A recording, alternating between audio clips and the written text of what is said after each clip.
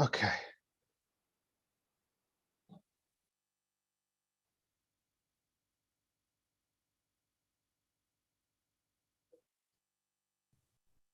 Are we all good? Checking now. Yes, it looks like we are good. Oh, yeah, there was a bit of a panic with the live stream, though we actually are streaming now, I believe. Yeah, it told me that we're streaming. Okay, you can see it on YouTube. Oh no, let's see.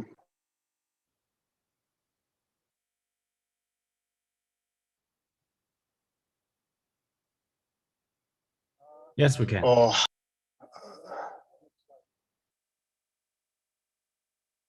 Right. Okay, I think we're good.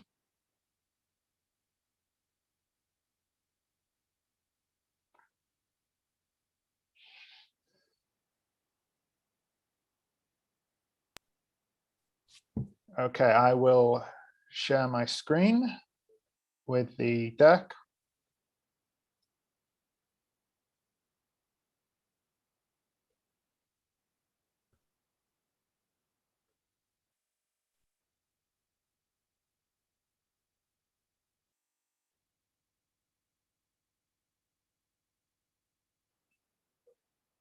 We can all see this? Yes. Okay. Yes.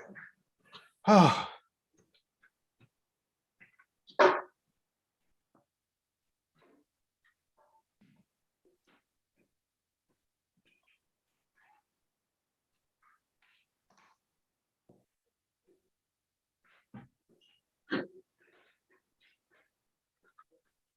Okay, we are due to go in about T-1 minute.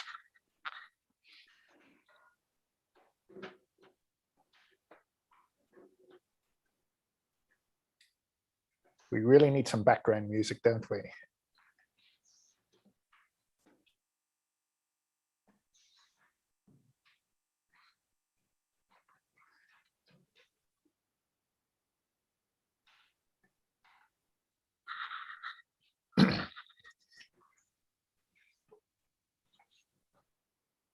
Bing, when you see the participants box fill up a bit, can you let me know? I can't see it because I'm in full screen mode here.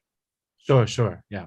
Cool. Because when we get critical mass, then we're good to go. We've had over 70 people register, so. Sure. Yeah. It's still popping up the numbers one by one. Probably we can wait for another 2 minutes, sort of. Perfect. Let's do that. Yeah, everyone feel free to open up your cam if you want. There are a bunch of guys in the coming from our community and would love to hear your voice as well.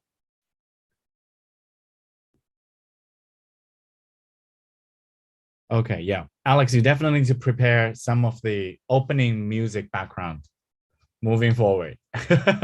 Otherwise, it's going to be too quiet. Can anyone sing? I was just about Hopefully to we say that I was hope to find some good singer. We'll have to take turns. Whoever fails to meet their OKRs has to sing.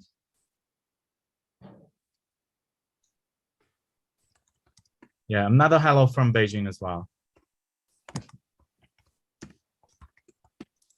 How many countries have we got represented here today? We've got, well, Berlin, well, Germany. We got China. Mexico.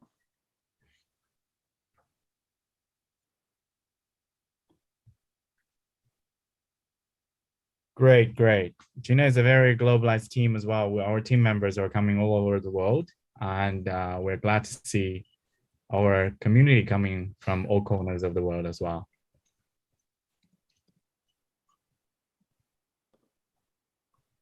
Exactly. The more the merrier.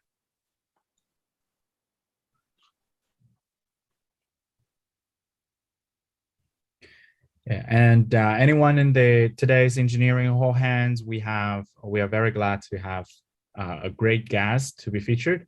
He'll be giving his talk very shortly once we have some of the more participants joining in probably 1 or 2 minutes. and we're glad to have him taking this chance of giving his talk over the internet. But for sure, Jina is looking at potential opportunities to meet up everybody offline in person. So if you want to have Jina's presence in your location, just pin us in the community channel, and also you can send out a note to devro@jina.ai. We'd love to see you in person as well. DevRel, all one word. Yeah.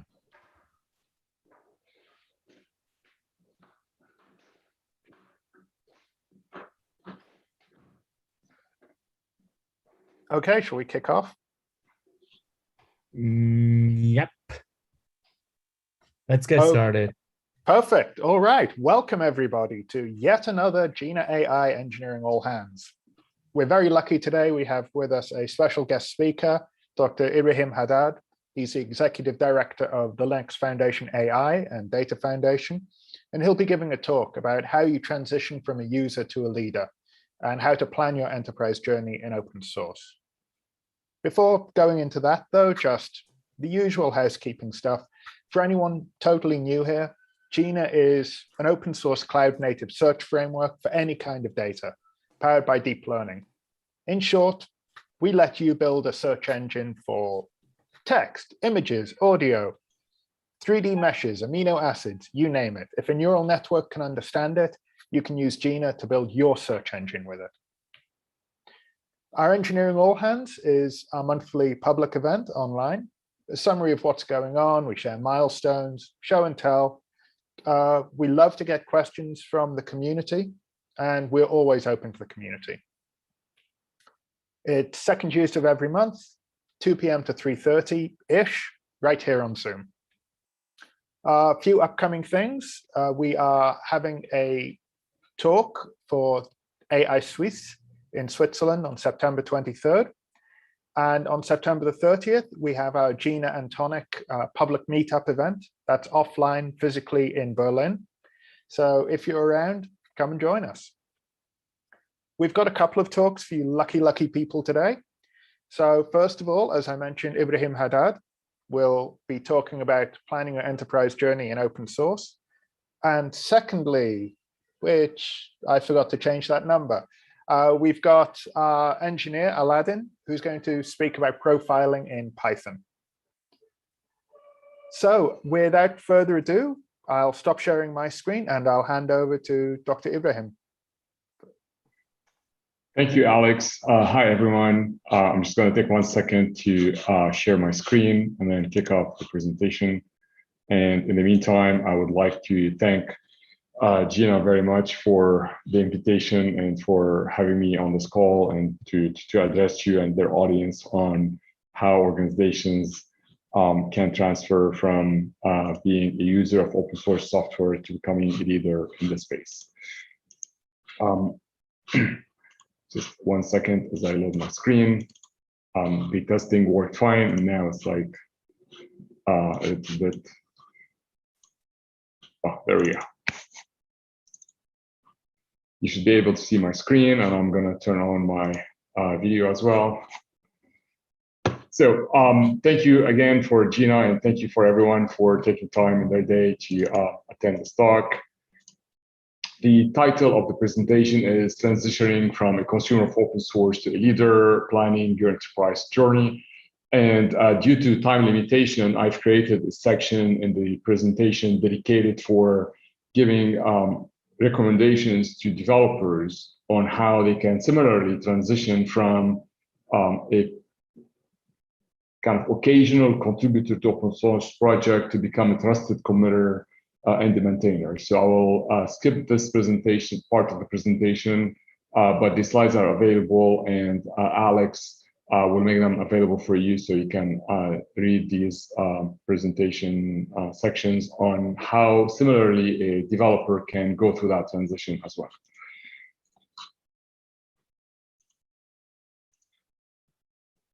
So why open source? Why it's important? And I think, you know, from my perspective, I always try to focus on the strategic aspect of it. Of course, there are a lot of kind of tactical advantages. However, from strategic perspective, in my opinion, there are 6 major reasons of why open source is so critical in today's environment. The first one is you can look at it as another tool in your toolbox. So if you are a company, you are an organization involved in open source activities, you see, look at open source as just really another tool. You do, as an organization, you do research with universities, you have your proprietary research, you're most likely involved with foundations, you're involved with industry consortia, etc. And the open source ecosystem is yet another channel and another venue for you to capitalize on your innovation and accelerate. So it's really critical from that perspective, and it's just yet another way for you to enforce your ongoing efforts in whatever space you're in. The second reason is product dependency. Actually, what's really interesting, what you see on the screen is a screenshot of a presentation I used to do during my Samsung days, where I would ask a question in the room and I would say, how many of these products that we create at Samsung use open source? And, people start to make a guess, maybe half of them, maybe 10, 15, 2, 3, etc. And the true answer is all of them. So today, it's extremely hard to build a product or even a service for that matter without using open source. So that dependency is very critical, and that's why open source is extremely important. Excuse me, Ibrahim, is Yes? your presentation meant to be advancing? We can only see the first slide. Yes, it is meant to be advancing. Oh, okay. Now we see it. And do you want to make it full screen as well? It was full screen, which is why maybe it didn't project properly. Okay. So I'm switching to full screen, just kind of some troubleshooting. You might have shared just this window and not a full screen. That's why we only see the window in the background. Okay, so because this is a PDF file. Are you able to see it now? So we can see the slide with another tool, product dependency. Oh, I'm sorry, here we go. Is this better? Yep, we can see All your right, cursor perfect. moving around as well. So that's probably working now.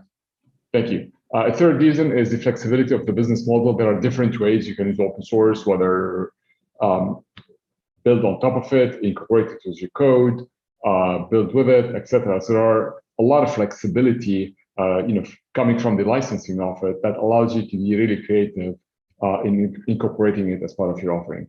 Software is eating the word, and open source is eating the software word. So software is extremely critical. You can be in the transportation business, in finance, in healthcare, in any kind of business vertical or industry, and your reliance on software is extremely high. And within that software, open source umbrella is really the largest piece of the pie there. And of course, you might be familiar with the 80-20 principle, where 80% of your activities will only generate 20% of value, while your 20% of value of effort will generate 80%. And so basically, you don't want to spend a lot of time recreating a lot of things that does not really add much value. And this is where open source comes in and fill in the blank. And the number 6 reason is enablement. You can enable your products, whether directly or indirectly, and it's all supported by different ways of using open source. So these are, from my perspective, kind of the critical areas from a strategic perspective on using open source. And of course, as we've been moving in the enterprise, if you look back 20, 25 years ago, there has been really a massive adoption of open source across global industries. And as a result of that, companies started to establish what they refer to as open source program offices, or OSPOs. And today, most large companies have an OSPO, even smaller companies have kind of a limited version of it. And what you see on the screen is a survey by the To-Do group on the open source programs. And what's really interesting are the benefits that were identified by the survey participants. So organizations with open source program, they have more awareness of the open source code they're using. They have increased speed and agility in their development activities. They actually do execute better license compliance. They have more influence in open source communities, et cetera, et cetera. So there are really massive benefits to organizing the work of open source within any given enterprise. And the journey for any organization follows the following pattern. So organizations start being curious about open source. Developers start using and adopting different pieces here and there. And basically, this is what you call kind of the consumer aspect, where you are consuming or using open source. So you're exposed to it as an organization and you start using it. Then there is some select contribution and select participation, whether it's on Slack or mailing list, on some bug fixes here and there, some improvements. And at that point, that effort within an organization starts to be managed. And seeing really positive advantage to doing this, organizations start kind of committing more in terms of contributing. And then at that phase, you move to become a contributor as an organization. And of course, this is on a project per project basis. And the target is to become a leader and a maintainer or a trusted committer in that project, and then grow your influence to the project so that you're able to influence the project in a direction that is positive, both for the community itself and for your own efforts internally, driving the project in a favorable way to the products or services you're trying to build. So what I will do for the next few slides is we will look into these different strategies, the consumer, contributor, leader, and kind of discuss what a company needs to implement internally so that they would able to support activities in that category, whether it's consuming or contributing or becoming a leader. So from a consumption and compliance infrastructure perspective, so if you're looking at the first scenario, which is an organization that only interested in consuming or using, integrating open source in their product and services. So you can see when you initially think about it, it doesn't seem like, hey, that's going to take a lot of efforts. But in reality, there's really a whole infrastructure that needs to be set in place to enable proper use of open source within that context. So we'll start from the left. So you need to have a strategy for compliance. Of course, legal compliance is essential. Hundreds of thousands of developers are coming together, building, billions of dollars worth of common software components. And the last thing you want to do is not follow the licensing terms of any given components used. So you need to have a strategy for complying, a strategy for how you manage compliance inquiries. You need to figure out kind of what changes you need to do to your M&A activities to accommodate for open source, and what kind of changes you need to implement in your supply chain in terms of software procurement, also to accommodate for open source intake. From a portal perspective, typically organizations, as they start using open source, they create an internal site, mostly used for educational purposes, to make available for its employees the different policies and rules and guidelines in relation to using open source. And typically they have an externally facing website where they meet the obligation of the various open source components and packages they're using, in addition to internal and external messaging, explaining what they're doing with respect to open source, how to reach out to them, how to get involved with them, and so on. Now, the critical piece is policies and processes. There are multiple pieces to that. A company, an organization that is consuming open source typically have a process for compliance. And what that entails is understanding all the open source code they're using, the license of every specific component. And in many cases, also they do software security audits to identify any known security vulnerabilities in this code. And then basically the end result of that process is producing a bill of software or software bill of material that will basically capture all the open source component, the licenses, any known security vulnerabilities, and that would be kind of the basis of your compliance. So at that point, as an organization using and consuming open source, you will know all the software you're using, all the open source software you're using, and then you will be better at complying with these licenses discovered through this exercise. So this. I'm getting a warning from Zoom that we only have 10 minutes left in the meeting. This hasn't happened on our previous streams. I get that same warning as well on my screen. Okay, this is very strange because, yeah, I haven't seen this before. Bing. Shouldn't be like that, or maybe. It says I'm apologies not on everybody. We should be sitting on the regular schedule with the same link. I'll see if we need to probably change that into another meeting. Yeah. We will post a link to the new meeting on our Slack, and I will edit the meetup event to add the new Zoom link as well. Bear with us, everybody. We've got a little while left. Yeah, and sorry for the chaos. So no problem. So I will continue, and then that can happen in the background.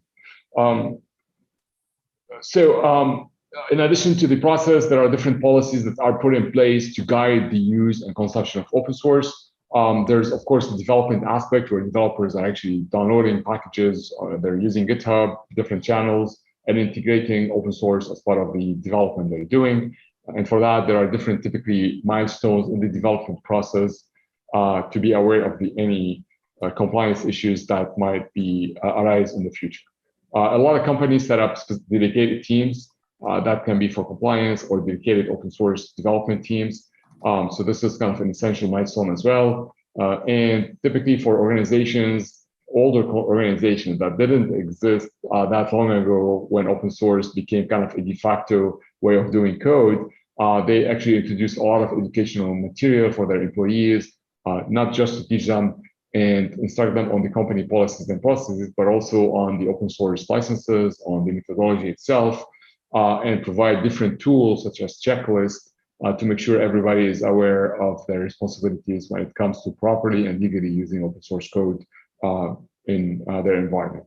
There are a lot of tools that is typically made available to enable and accelerate that adoption internally. And of course, there are many initiatives that an organization can participate in to help it with this journey. Some of these initiatives are related to license compliance, such as OpenChain and SPDX, and others are related to helping companies share best practices in respect to open source usage and building open source infrastructures and being effective at using open source and contributing to open source, such as the To-Do group, which is a Linux Foundation organization or work group that gathers organizations with open source program offices where they share best practices, tooling, and ways of working with open source. So this is, in a nutshell, kind of the infrastructure organizations typically put in place for their consumption and to comply with the licenses of open source code they use in production.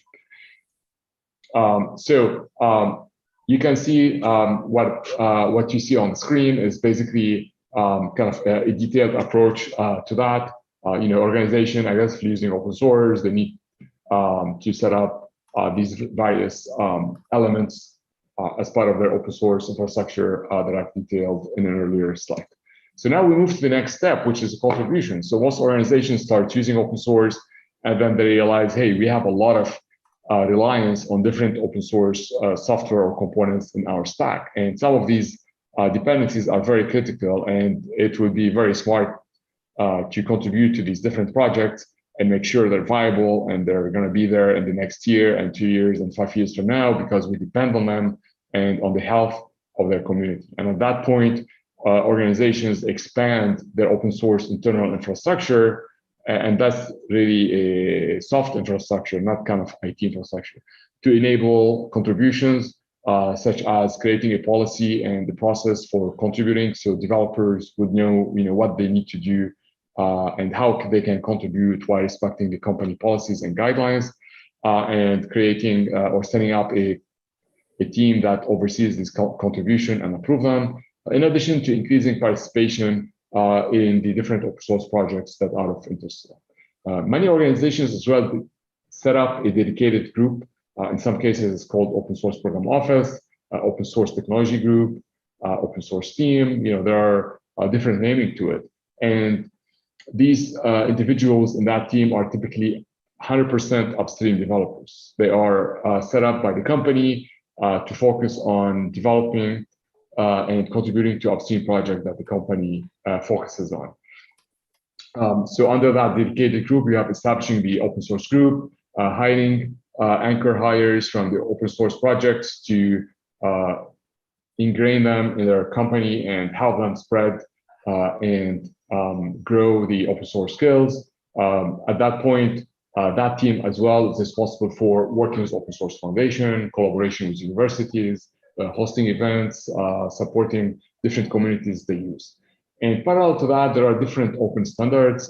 This is different one company to another, depending on the space you're working on and whether there are open specifications that applies to your line of business or not. If there are, then you participate in these different open standards and support the activities while emphasizing the direction in a way that is positive and have a positive income to your product and service. So now we've moved from a kind of consumer with the internal infrastructure set up to a contributor with additional infrastructure within the organization to support that growth in terms of open source activities. And then the next step is really becoming a leader in these different communities and projects. And as you know, there are probably a lot of developers on this call, and open source leadership is on a case-by-case basis. You may be a great maintainer in WebKit, but you're really nobody in the Linux kernel, right? So it's on a project per project basis.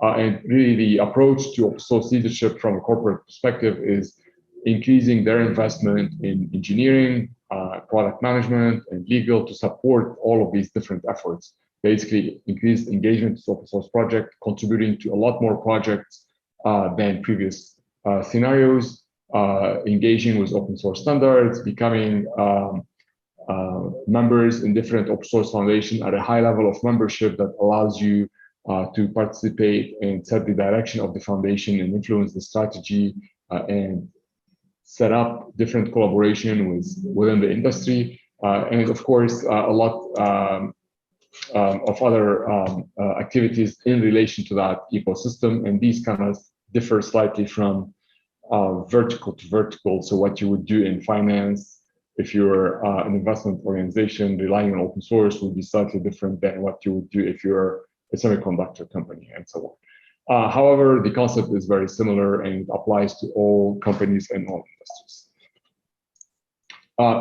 When we look at these different stages, you know, the consumer, the participant, contributor, leader, I refer to them as pillars. There are a lot of intersections. So as you start consuming, you start also participating a little bit. And when you're a participant in different projects, active on the discussion boards, you know, with the mailing list, sending patches here and there, that's how you kind of start tasting how it is to be a contributor. And most people like to contribute to the different project and see their work appreciated and become part of a larger community. And at that point, you're kind of transitioning into a contributor. And that's why you see kind of the overlap in these different boxes.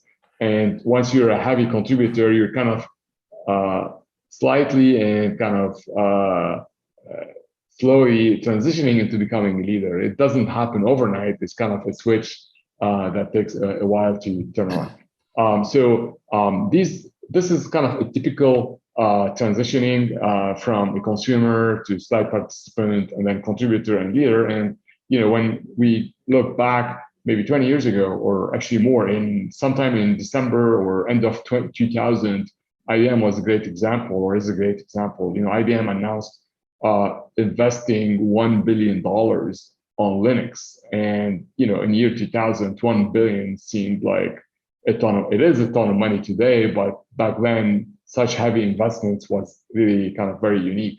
And then that